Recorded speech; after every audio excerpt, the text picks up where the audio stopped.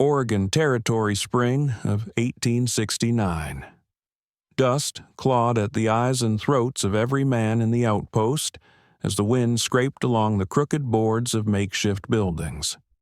The smell of sweat tobacco and regret hung thick in the air. Beneath a crooked sign that once read Court of Justice, now half rotted by rain, stood a stage no taller than a wagon wheel nailed together from broken crates, and on it stood her. A woman, barefoot and bound at the wrists with a filthy burlap sack pulled tight over her head. She didn't speak, she didn't move, she barely breathed. The sack was stained with old blood and dirt. The twine at her wrists frayed like the last threads of her dignity. Around the stage, a rough crowd gathered miners, ranch hands, drifters with sun-cracked lips, and too little soul left in their eyes. They weren't here for justice. They were here for something cheaper. A deputy with a rusted badge and voice soaked in whiskey slammed his gavel down. "Last one for the day," he barked. "She's nameless, faceless, been covered since Missouri. Says she can work. Says she'll obey. Startin' bid $2. Mocking laughter rolled through the crowd like a whip. Maybe she's a witch, or a corpse could be the devil himself under that sack. Some turned away, spitting in the dirt. Others leaned in, hungry for spectacle, nudging each other like buzzards circling something barely breathing. The deputy scratched his chin. Well, who's drunk or desperate enough to marry a ghost? A long pause. No hands, no words, just the wind. Then he stepped forward. A figure from the back. Tall, broad-shouldered, boots thick with dried mud. An axe hung across his back wrapped in worn leather. His coat was heavy canvas faded from years of rain and bark. A black hat shaded his face. Only his eyes were visible. Dark, quiet, unreadable. $2, he said. Calm, flat, certain. The crowd hushed like someone had drawn steel. The deputy squinted. "You sure, mister?" The man nodded once. "I said what I said." A few snorted. "Must be lonely up in those woods. Bet he's marrying a sack of bones." But the man didn't flinch, didn't even glance at the crowd. "I ain't buying a face," he said low and steady. "I'm marrying a person." Silence rippled out like thunder. Even the birds seemed to hush. The deputy cleared his throat. Name, Silas Boone. Northridge, lumberman. The deputy scribbled something on a grease-stained form and shoved it toward Silas. "Under the eyes of God and this court, you are now legally wed. Sign here." Silas did, with a steady hand and a name carved deep like bark into a tree. The deputy turned toward the veiled figure on the stage. "You're now married. Say your name for the record." A breath, stillness, then, soft as a whisper sliding down a blade, Annabelle Crow. Silas froze, just for a breath. That name, that voice. A memory struck like a blowblood in the snow, a fire in a cave, a voice that had pulled him back from the edge of death 3 winters ago. She had saved him, then vanished. No name, no face, until now. He stepped to her side. His hand reached out not to grab, but to steady. Gentle, firm. "You're safe now," he said. Not a promise, a vow. The crowd didn't jeer this time. They simply watched as Silas Boone led his bride off the stage, his bride with no shoes, no name but the one that struck him like lightning, and a sack still covering her face like a shield made of silence. They walked away slowly into the pines. No one stopped them, and the trail behind them vanished beneath the weight of something deeper than pity, older than luck. Something that looked a little like fate. The moment the sack shifted and that voice emerged soft, hoarse, barely louder than the breeze time stopped. "Annabelle Crow," she said. Silas Boone didn't move, not at first. The name struck him like a falling tree in dead silence. It echoed in the hollow places he'd sealed away 3 winters ago, a frozen cave, a fading fire, the woman who spoke with the same quiet strength, who saved his life, then vanished. He hadn't heard her name back then. She never offered it, never let him see her face. Just her hands, quick and gentle, bandaging his twisted leg, and her voice steady, tired, but warm. And now, that voice, her voice, spoke from beneath a soiled sackcloth on a crumbling auction stage in front of a crowd that had already forgotten her humanity. Annabelle Crow. He stepped down from the stage, slowly, his boots heavy against the warped wood. He didn't look at the crowd, didn't hear the whispers or the uneasy shuffling. His focus was locked on her, this still trembling figure who hadn't dared to raise her head. When he reached her side, he didn't grab or tug. Instead, he placed his hand gently on her bound wrist. Not to claim her, to steady her. His grip said what words could not. You are not alone. They walked away together, the crowd parting in stunned silence. Dust curled around their steps like ghosts, unsure whether to follow or fade. By the time the outpost was nothing but a blur behind them, the forest began to swallow the trail. Annabelle walked without a word, the sack still clinging to her head, her hands still tied. Silas said nothing, but his mind burned with the past, the bitter cold, the way his limbs had gone stiff in the snow. The moment he thought he'd die under a blanket of white silence, and then her, dragging him into that cave, feeding him bark tea, holding the fever at bay with firelight and resolve. She had disappeared before dawn, leaving only a cloth embroidered with wildflowers. He had kept it ever since tucked in his coat pocket like a talisman against death. A token from the faceless woman who chose to save a stranger. And now that woman was here, bruised, soul-bound, yet alive. At the cabin, after the fire had been lit and silence had settled between them like an old companion, Silas pulled something from his coat. A small square of cloth, faded, frayed, but unmistakable. Purple flowers stitched by an uncertain hand. He placed it on the table without a word. Annabelle sat against the far wall, her eyes hidden behind burlap, but he saw the flicker in her posture. Recognition, shock, memory.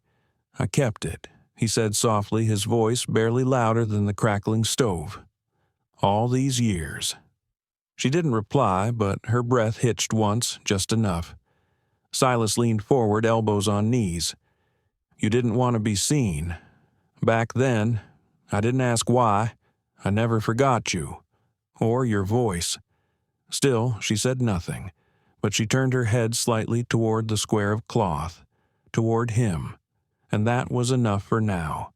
She was Annabelle Crow, the woman who had saved his life with nothing but herbs, heat, and stubborn will. And now she was his wife, by law, by name, but not yet by choice. Silas understood that. So he did not push. He did not ask for explanations or demand gratitude. Instead, he sat quietly by the fire, guarding the silence, the same way she once guarded the flames in that cave, patiently, carefully, until something warm returned to life. And in that quiet cabin, the past and present finally met, not with fanfare, but with a single name spoken through burlap and memory. Annabelle Crow. The trail narrowed with every step, swallowed by pine and silence. Silas Boone led the mule forward, steady and sure, the reins loose in his calloused hand.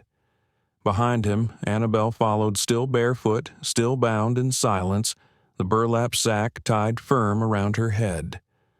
The world around them grew darker, but not with danger, with shelter. The forest didn't whisper threats. It whispered rest.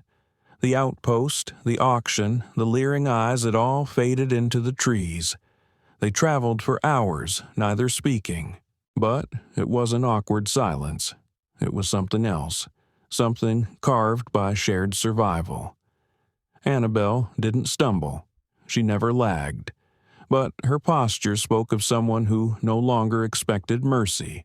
Every sound made her flinch an owl's call, a snapping twig even the creak of Silas's boots. When they reached the cabin, dusk was folding over the treetops like a worn quilt. It was a modest home, built from thick pine logs with a stone chimney and a stack of split firewood tucked neatly under the eaves. Not grand, but solid. The kind of place that stood its ground during storms and kept its promises in silence. Silas opened the door with a quiet creak and stepped aside. "You pick where you stand," he said. "No one's placing you anymore." Annabelle entered slowly, her movements tense but controlled. She didn't sit, didn't speak. She simply moved to the far wall, crouched, and drew her knees up to her chest, hands wrapped around them. She kept the sack on. Her breathing was audible now, shallow but steady. Silas closed the door. He didn't ask her to explain, didn't ask her to remove the sack. He just lit the stove. Soon, the smell of heat and something cooking filled the air. Wood smoke, a trace of smoked pork and cinnamon bark. The quiet sounds of a man who knew how to live alone, but who had started cooking for too long before he ever believed someone might share the meal. He set a bowl near her. She flinched, but didn't recoil. He returned to his chair, took his own bowl, and ate without glancing at her. No pressure, no demands, just presence. After several long minutes, her voice came, muffled, soft. "What is this?" Silas stirred his spoon. "Call it a meal for the last one standing," he said. "I used to make it after hard days. One bowl, then two, just in case someone showed up." A pause, then faint a breath of a laugh, dry and surprised, like she'd forgotten she had the ability. Later, as he washed the dishes in a tin basin, Annabelle remained by the wall, watching, still silent, but she wasn't shaken anymore. That night, Silas didn't light the lantern. The fire was enough. Shadows danced across the cabin walls like memories unspoken. He sat quietly by the hearth remembering a cave hidden in snow, a sack-covered face, a woman who said, "You don't need to know who I am, but I won't let you die." That woman had left behind a square of cloth stitched with purple flowers, edges uneven, hand trembled. He'd kept it in his coat pocket like a promise never made but never forgotten. And now she was here, in his home, beneath the same sack, same voice, same silence. He didn't tell her that night, didn't speak her name aloud. He let the moment breathe. He glanced toward the far wall where she lay curled under a wool blanket, the sack still over her head, but looser now, like she no longer needed to grip it so tight. She was not his prisoner. She was not his project. She was a woman who had suffered, survived, and still stood, and he would treat her that way. At sunrise, the mist clung to the trees like secrets, and the birds dared a few cautious notes. Silas was already outside oiling the blade of his saw when he saw her. Annabelle stepped from the cabin, alone. She crossed the yard arms, folded tight, and sat beneath a tall pine. Slowly, her trembling fingers untied the knot behind her neck. She did not take off the sack, not fully, only enough to let the wind touch her mouth, her cheek the edge of the scar she still kept hidden. It wasn't a declaration, it was a beginning. Silas did not rise. He didn't speak, but he saw her, and somewhere between the dawn mist and her shallow breath, a truth settled between them. She was not ready to show her whole face, but for the first time, she didn't have to hide alone. The forest was hushed that morning as if nature itself waited for something long buried to rise. Annabelle sat beneath the tall pine at the edge of the clearing, where early sun bled through the trees in golden shadow. Her hands rested in her lap, still and pale. The burlap sack lay beside her, folded like a shroud laid to rest. Her face was turned just enough for the wind to find her skin or cheek, her jawline, and the deep scar that curved from temple to chin. Old, healed, but undeniable. Behind her, Silas worked near the chopping block, sharpening the teeth of his saw. But his movements were slower than usual, and his eyes, though focused, flicked toward her with a quiet kind of patience. She didn't speak until much later. "I suppose you want to know how I got it?" She said, her voice low but firm. Silas didn't look up. "Not unless you want to tell me." Annabelle glanced down at the coarse burlap fabric in her lap. "I used to work at a boarding house. Scrubbed floors, cooked, tried to stay invisible." A long breath. "The man who ran it, he told me I could keep a room if I gave him extra. I said no." Silas paused, hand stilling over steel. He didn't like that she continued. "Cornered me in the back pantry one night. Said he'd take what he wanted anyway." Her fingers curled tight around the sack. "I fought. Hard." He cracked his head on the stove. Died. Silas stood now but said nothing. Just listened. There were no witnesses, she said. The bruises on me didn't matter. They said I lured him, said I was wicked, a liar. Her voice trembled but didn't break. They sold me to cover his debts, like I was furniture. Easier that way, I guess. No trial, no questions. Just pass me along to the next man with coin. Silas took a step forward, slow, careful, and the scar he asked gently. Her hand lifted to her face, fingers grazing the long, cruel arc. "When he grabbed me, I fell against broken glass, tried to protect myself." Her eyes narrowed. "But it's not the pain I remember. It's the looks after. People looked at me like I was already judged, already condemned." She picked up the sack, staring into it like it still held her old self. "I wore this not to hide from what I did," she said, voice sharpening. "I wore it so people wouldn't decide who I was before I could speak." She looked up at Silas for the first time fully. It became easier to be nothing than to be seen wrong. He didn't move, didn't touch her. But he knelt slowly beside the porch, reached into a small crate, and came back with 2 items. A mirror, silver-framed, worn at the edges, but polished clean. And a scarf, sea-green silk, faded but soft, folded with reverence. He placed them both on the table just inside the cabin where the sunlight fell soft through the window. He didn't explain. He didn't coax. He just left them there. That evening, Annabelle stood at the table alone. Her fingers hovered over the mirror, unsure. Then she looked. What she saw wasn't new. The scar was there, the lines of wear, the tiredness in her eyes. But so was something else, stillness, and for the first time in years, ownership. She lifted the scarf with both hands. It slid like water through her fingers, gentle, deliberate kind. She tied it over her head, not to cover the scar but to soften its power, to take it back. Outside, Silas leaned in the doorway, watching with quiet respect. "That was my wife's," he said softly. "She wore it when she needed to feel whole." Annabelle didn't answer, not with words. She simply turned toward him, the scarf catching the firelight, and let him see her, not the scar, but her. Silas nodded, voice low and certain. "Anyone who tries to make you ashamed of surviving," he said, "is blind." He met her eyes, and the blind don't get to judge beauty. Her breath caught, not in fear, in release. She placed her palm on the mirror flat steady, meeting herself halfway.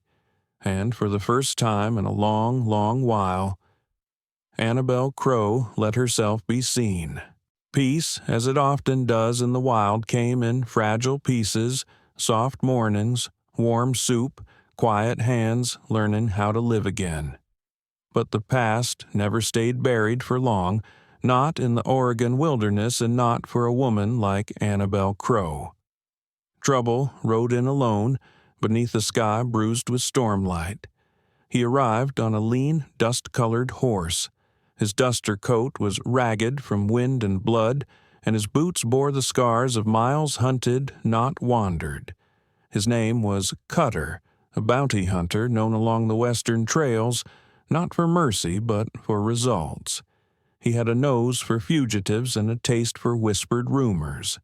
And lately those whispers spoke of a woman with a scar hiding in the mountains, once veiled, now seen, with a lumberman at her side.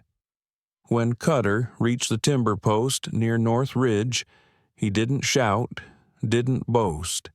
He simply asked the kind of questions that made men uncomfortable, claimed to be seeking work, claimed to be lost. But Silas Boone recognized him the moment their eyes met near the old supply shed. Not by name, not by badge, Cutter wore neither, but by the stillness, the hunter's stillness, the kind of silence that only comes before a strike. That evening, back at the cabin, Silas's jaw was clenched tighter than the axe blade he carried. "He's not passing through," he said. "He's hunting you." Annabelle didn't gasp. She didn't weep. She just stirred the pot on the stove slow and steady. Her face was calm, but her shoulders had gone rigid. Then, without a word, she crossed the room and opened the old cedar chest at the foot of her bed. From within, she pulled out the burlap sack, folded and untouched since the morning she had first taken it off. Silas's eyes darkened. "You don't need to wear that again." Her voice was quiet but resolute. "This time I choose it. Not for shame, for strategy." That night, they laid the plan by firelight.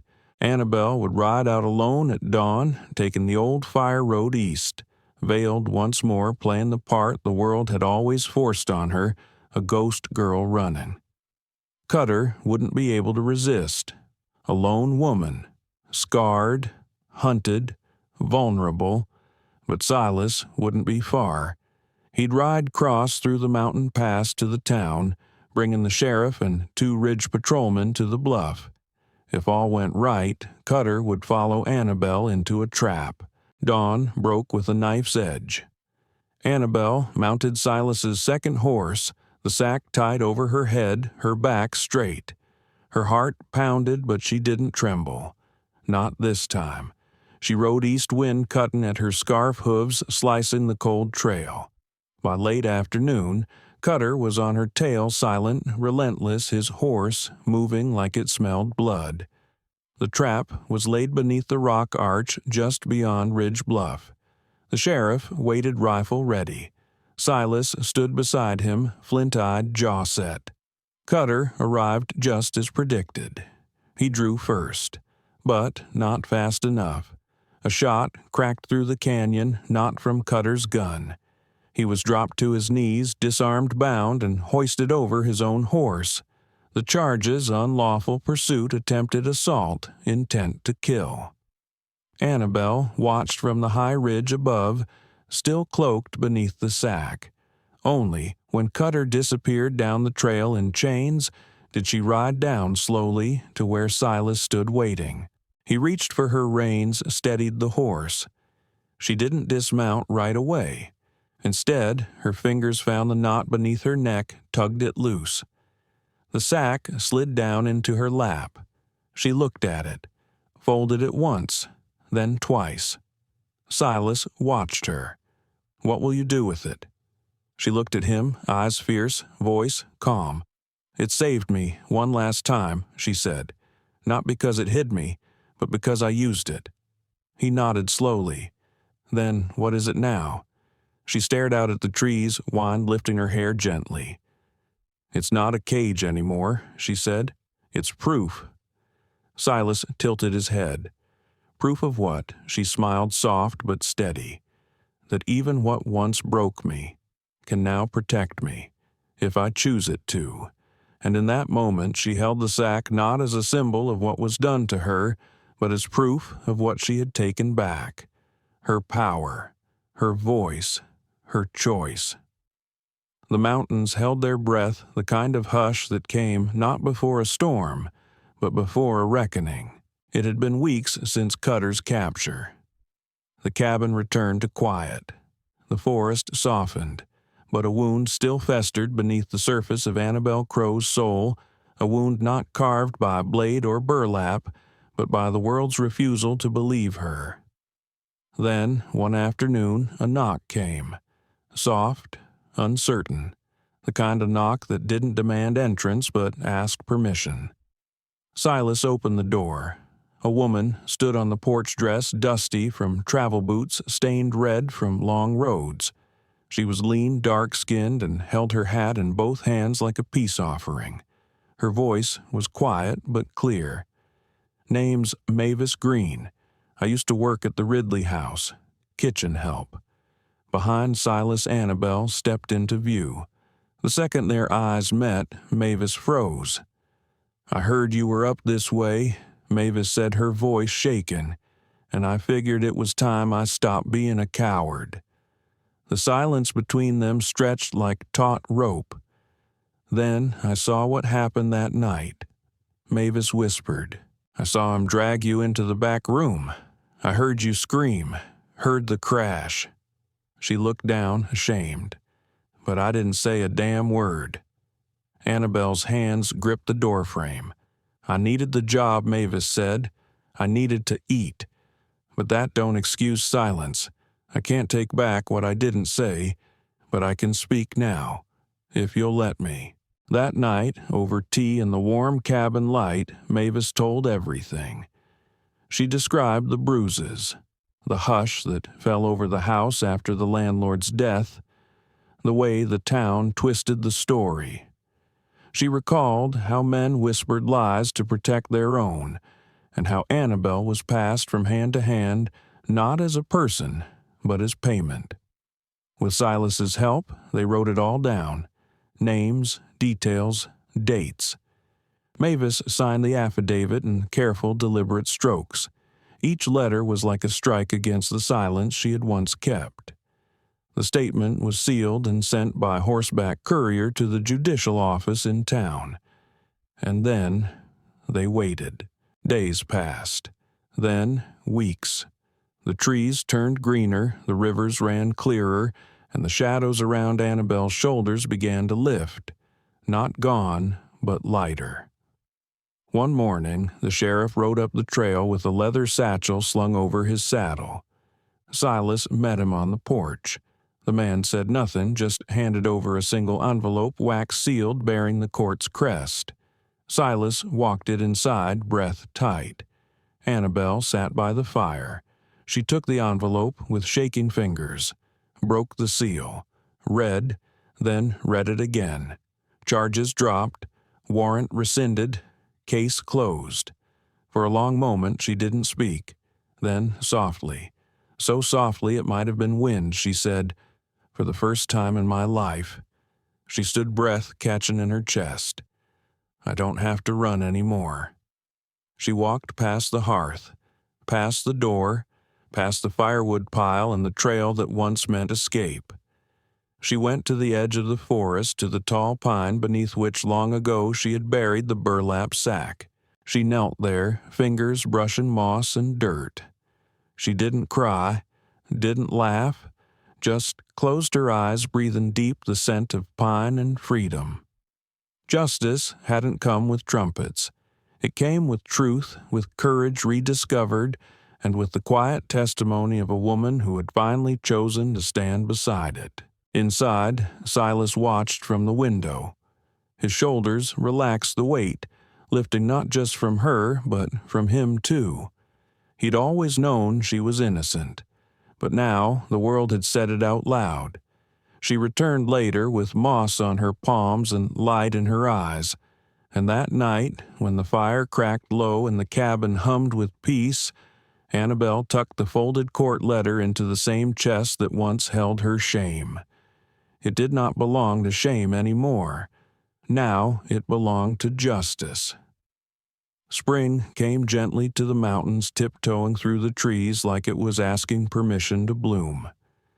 The forest, once hushed in mourning, now exhaled with soft color buds on branches.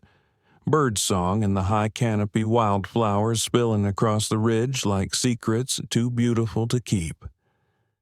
At the edge of the clearing, Silas Boone stood beside a simple wooden arch, hand-built from pine and draped in linen. No gold, no bells, just 4 beams and a quiet promise. He adjusted the collar of his only clean shirt and wiped a calloused hand over his freshly trimmed beard. His boots were polished, his eyes steady. Inside the cabin, Annabelle stood before the mirror. Her dress was hand-sewn muslin the color of cream and early morning fog. Simple but perfect.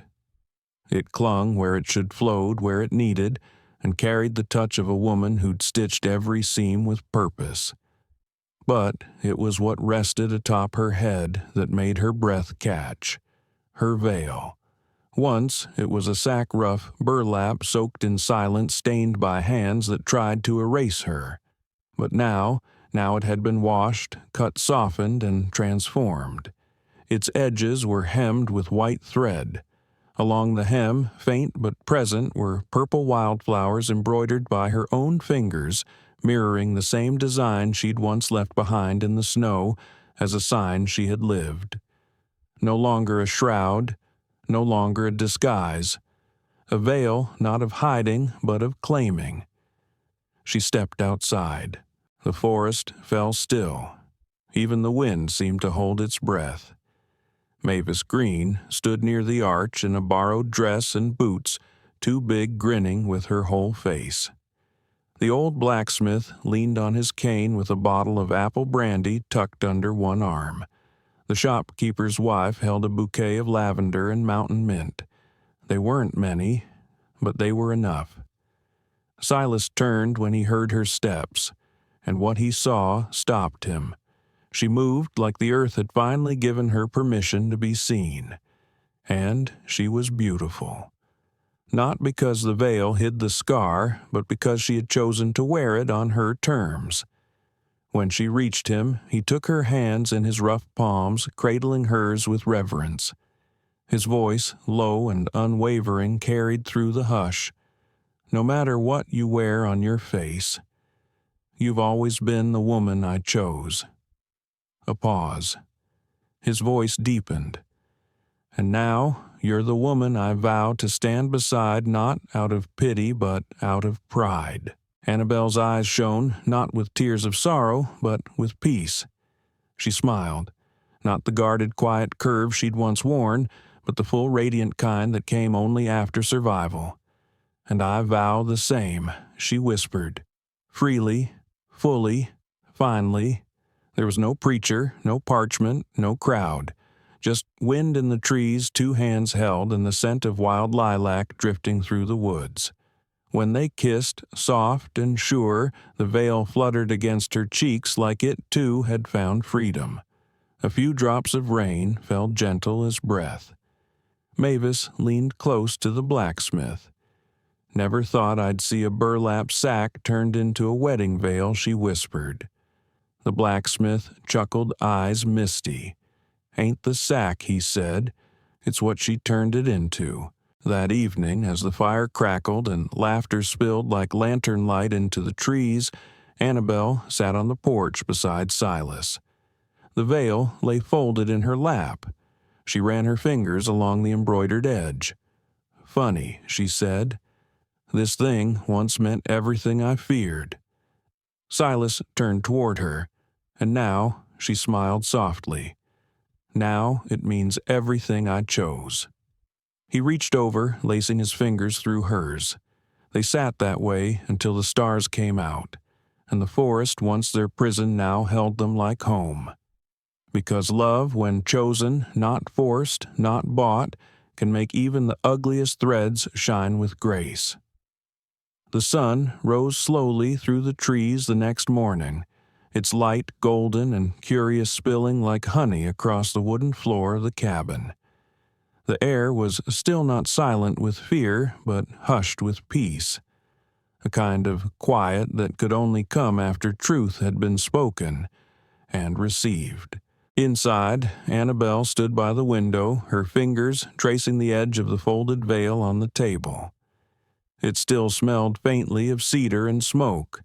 She didn't need to wear it anymore, but she didn't tuck it away either, because it wasn't a burden now.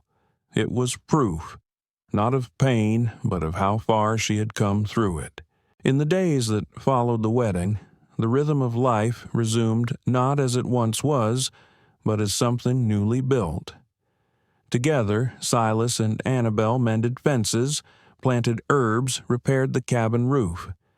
Each task was ordinary, but carried the extraordinary weight of shared intention. No longer two people surviving in silence. Now, one life quiet, hard-earned, chosen. But not everything from the past was left behind. One evening, as the fire burned low, Silas reached into the small drawer beside his chair. He pulled out the old embroidered cloth, the one left behind in that cave years ago, purple wildflowers stitched in uneven thread. He laid it beside her on the table.